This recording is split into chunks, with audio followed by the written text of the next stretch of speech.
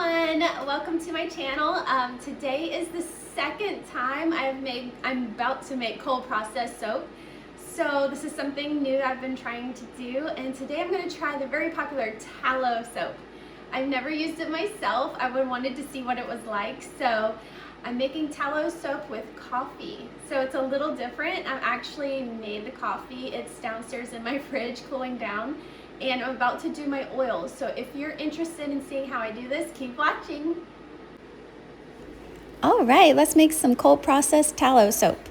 So first I'm going to heat up my oils. So I'm going to measure them out right now. And this right here is called Babassu oil. It is very similar to coconut oil. It is a replacement for me because I personally cannot take the smell of coconut oil. For some reason, I have almost like an allergic reaction when I smell it, even if it's in soap.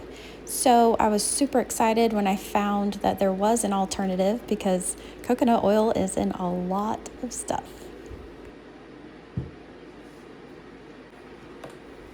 Next up is my extra virgin olive oil that is also organic. The Babassu oil is organic also. I just measured this out, and as you can see when I measure this, you want to be really particular about getting the measurements right. So I do a lye calculator online, and it helps me know what the amount I need.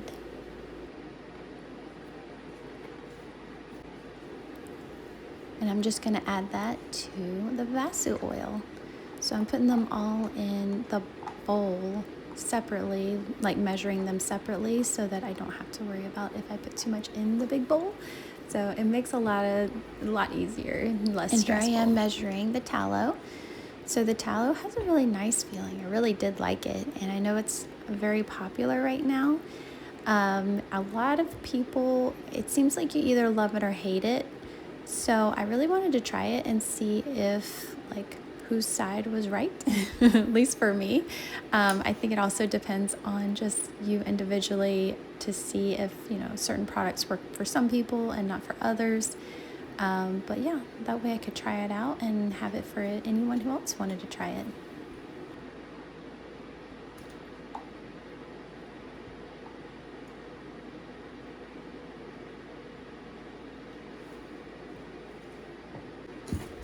And in this big container right here, I believe is my shea butter. So shea butter is a really popular butter, and I can tell why when I open it, because it reminds me almost of like ice cream. Not exactly, but it reminds me of ice cream, and it's just such a nice feeling. It is very moisturizing. It's a little bit softer butter, so it's kind of like between hard and soft butter.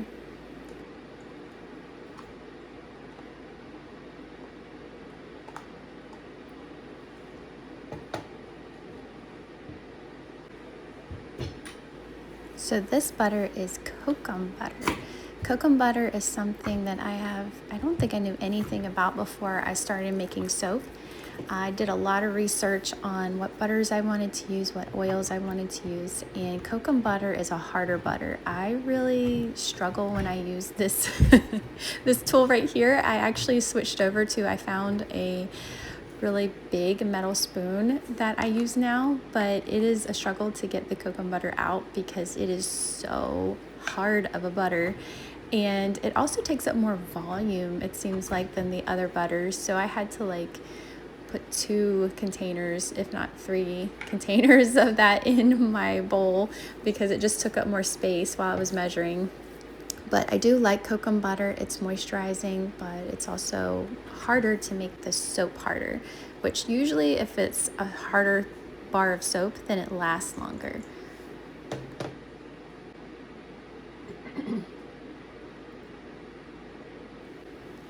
So there are my butters and my oil, so it's all in one. Now it's heating up while I get out my colloidal oats. So I do a little mixture ahead of time. So I measure out my colloidal oats and make it so that everything's ready. I don't have to put my hands in my containers and stuff while I'm doing the soap, since I'm using lye. And so I add the honey that I also use.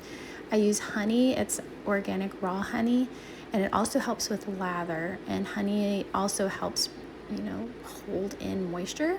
So I was really excited to use that, and so I added oil to it to help make a mixture for towards the end after I mixed the lye and the oils together. Here's a look at the butters and the oils after it's been heated up. It just is so pretty. I like looking at them when they're done. But this is my coffee. So it is brewed coffee that I made with distilled water. I heated it up and put it in the fridge to let it cool down so it wouldn't be too hot. And I measure it out, and then I will add it to my oils after I put it in my container.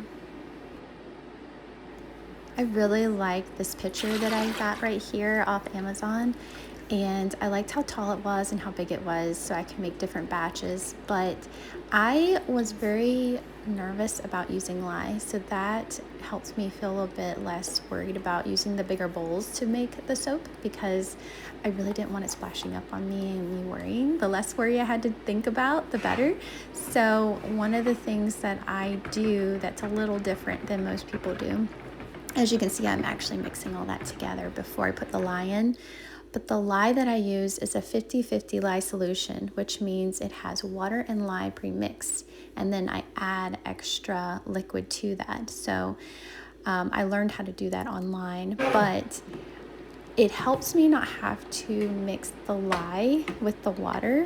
So I have a little bit less to do, and the fumes aren't as bad as doing the mixture first. So it's just a little more simple for me. It's something that made me feel good, made me enjoy making soap more. And you do have to be pretty particular about how much you put in. So I'm doing it very slowly, but this makes my life easier and making soap and more fun.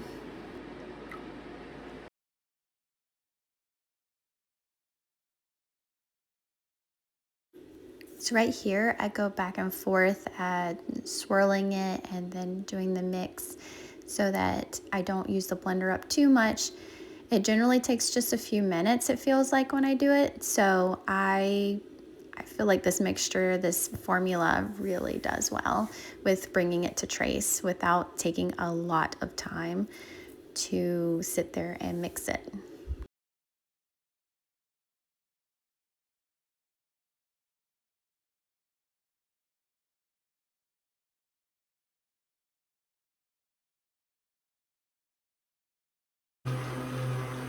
So I pull it up a lot or a few times to check the trace, and trace means it's a certain texture that you see when it's done. So it kind of lets you know that it's ready to get poured, or have the added things like the honey and the clodo oats added to it. Now I'm adding the honey, oil, and clodo oats mixture. Put it in really slowly. If you see me tap the immersion blender, that is actually to help get the bubbles out from underneath the blender, and that's really what that's for. I think most of us know that clodo oats is soothing, but also I found that in this mixture it makes a slight little bit of an exfoliating feeling. So I was really surprised by that, but it's gentle but exfoliating. I really liked it. And here I am, I'm going to clean the immersion blender, try to get it off. I want to use what I can, but it also helps when I'm cleaning that I don't have as much to clean off. Now it is time to pour, yay! So this mold holds around 42, I think it's ounces, if I'm not wrong. Yeah, 42 ounces. And I just pour it right in. As you can see, it's like a little bit thick, but not too thick. And I'm gonna go in here and try to get a lot out of it and just pull it all in there.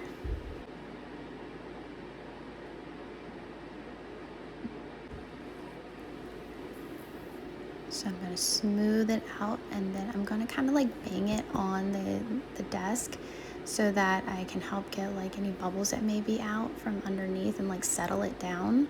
So that's what I'm doing when I'm banging on the desk.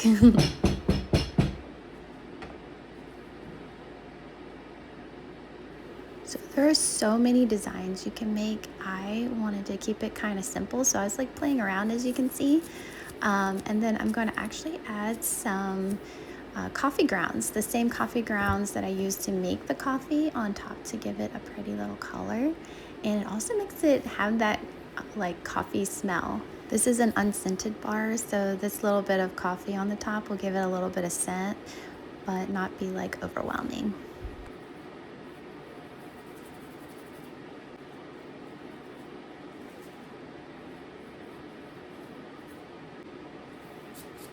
Alrighty, so here is my tallow coffee soap I just made. So here's a look at it. A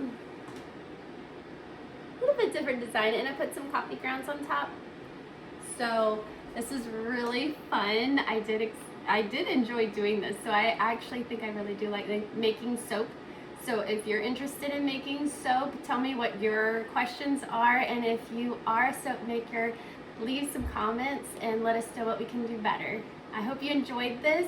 If you like this, please subscribe for more videos. Bye!